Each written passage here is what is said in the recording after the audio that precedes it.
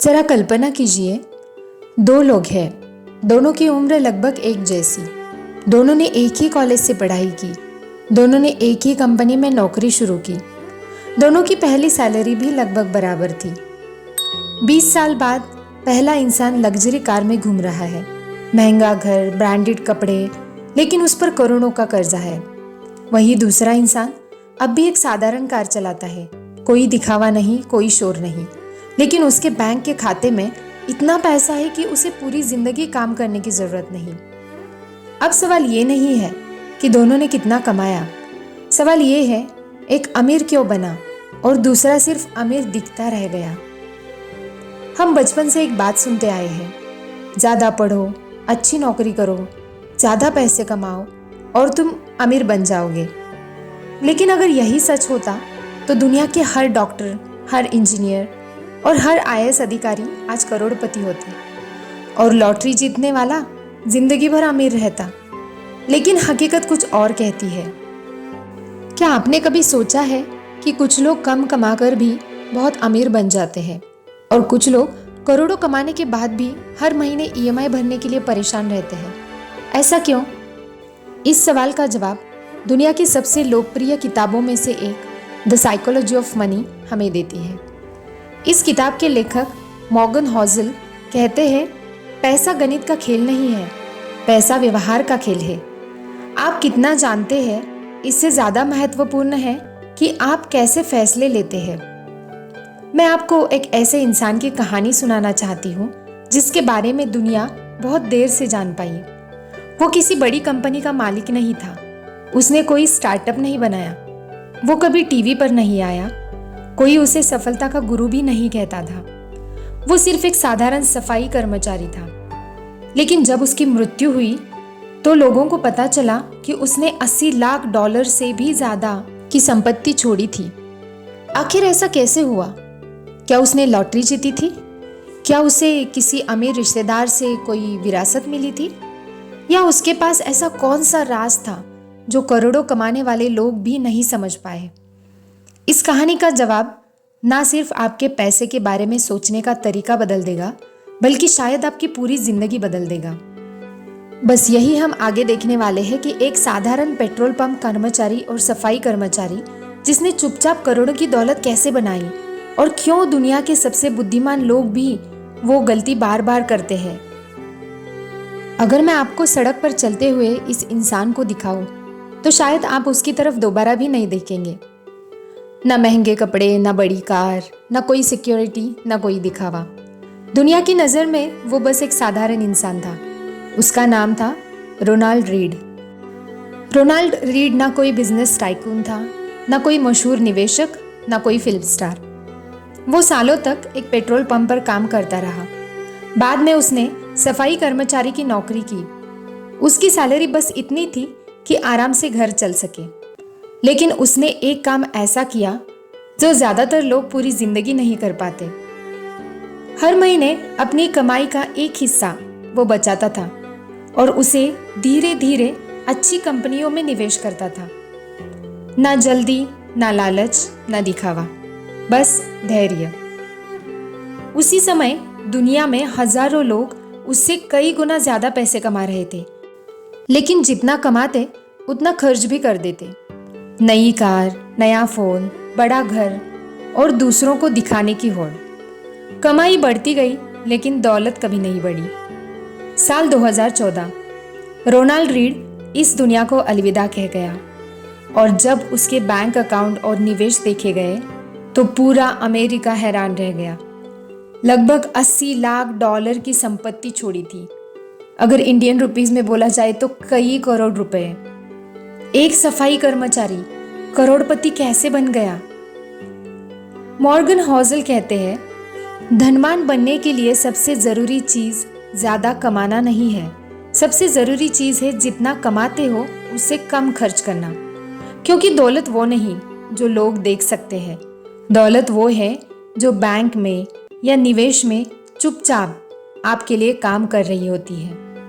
अब समझते हैं कि हमारी सबसे बड़ी गलती कहाँ होती है।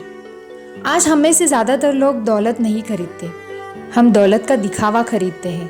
महंगी कार, महंगा फ़ोन, महंगी घड़ी, ताकि दुनिया हमें अमीर समझे। लेकिन सच्चा अमीर अक्सर दिखाई ही नहीं देता। ज़रा अपने बारे में सोचिए, अगर आज आपकी सैलरी डबल हो जाए तो क्या आपकी बचत भी डबल होगी या बस आपकी लाइफस्टाइल महंगी हो जाएगी? यही पूरी किताब का सबसे बड़ा सवाल है। लेकिन अगर इतना ही काफ़ी होता तो दुनिया के सबसे अमीर निवेशक एक बात बार बार क्यों दोहराते हैं? क्यों वो कहते हैं कि पैसा कमाने से ज़्यादा मुश्किल है उसे संभाल कर रखना? और एक इंसान जिसने अरबों डॉलर कमाए, वो आखिर सब कुछ खो कैसे बैठा? यही हम आगे समझने वाले हैं कि एक ऐसा आदमी जिसने अरबों कमाए लेकिन अपनी एक गलती की वजह से सब कुछ खो दिया, और वही छिपा है इस किताब का सबसे बड़ा सबक। अब मैं आपको एक ऐसे इंसान की कहानी सुनाती हूँ जिसने इतना पैसा कमाया कि पूरी दुनिया उसे निवेश का जादूगर कहती थी। उसका नाम था जेसी लिवरमोर। वो शेयर बाजार का सबसे बड़ा खिलाड़ी था। उसने ऐसे ऐसे सौदे किए जिनसे कुछ ही दिनों में करोड़ों डॉलर कमा लिए। दुनिया उसे देखकर सफलता की परिभाषा लिखती थी। लेकिन पैसे कमाना और पैसों को संभाल कर रखना दो बिल्कुल अलग बातें हैं। जेसी हर बार और ज्यादा कमाना चाहता था। हर जीत के बाद उसे और बड़ा दांव खेलने का लालच होने लगा। उसे लगने लगा कि अब वो कभी हार ही नहीं सकता। लेकिन बाजार यानी कि शेयर मार्केट किसी का दोस्त नहीं होता। एक गलत फैसला, एक ज्यादा बड़ा जोखिम, और जिस इंसान ने अरबों कमाए थे वो धीरे धीरे सब कुछ खोने लगा। धन चला गया, शांति चली गई, आत्मविश्वास भी चला गया। दुनिया आज भी उसे एक महान ट्रेडर के रूप में याद करती है, लेकिन उसकी जिंदगी हमें एक बहुत बड़ा सबक देती है।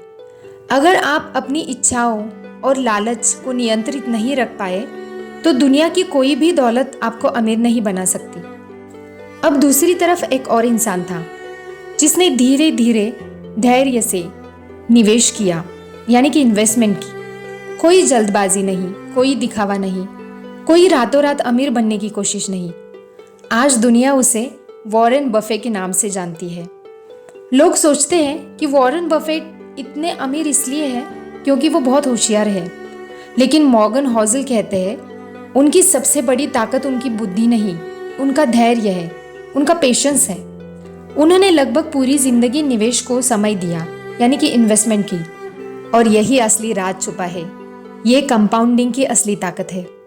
जरा अपने बारे में सोचिए, क्या आप हर महीने थोड़ा थोड़ा भविष्य के लिए बचाते हैं या जो भी बचता है उसे खर्च कर देते हैं?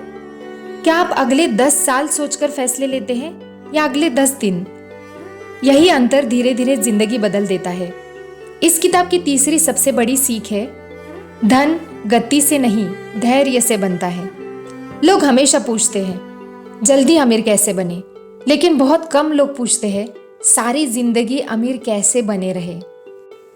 लेकिन अगर पैसा सिर्फ बचाने और निवेश करने से बढ़ता तो हर निवेशक सफल होता।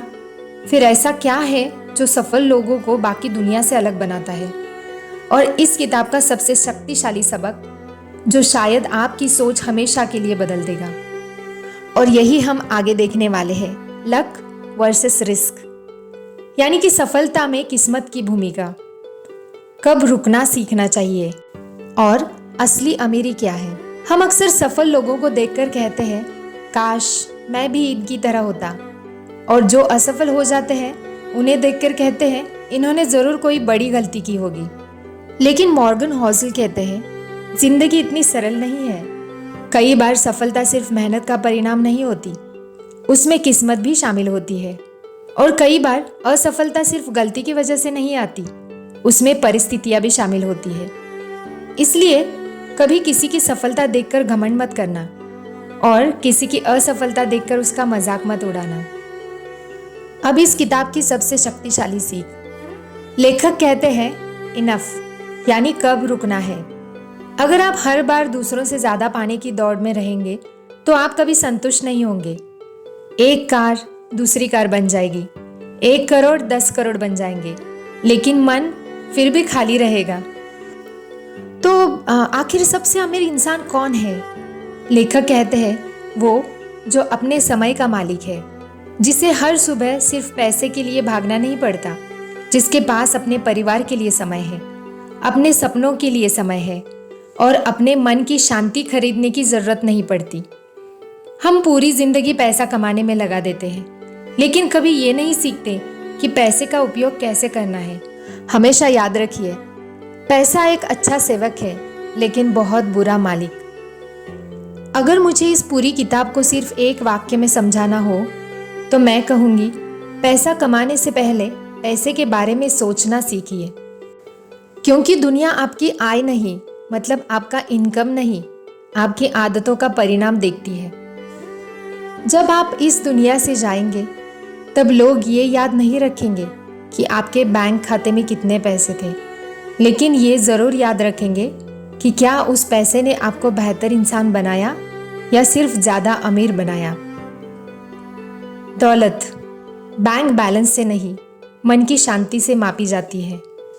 आज जब आप इस वीडियो को बंद करेंगे तो बस एक सवाल अपने आप से पूछिए, क्या मैं पैसे के पीछे भाग रहा हूँ या ऐसी ज़िंदगी बना रहा हूँ जहाँ पैसा मेरे लिए काम करे।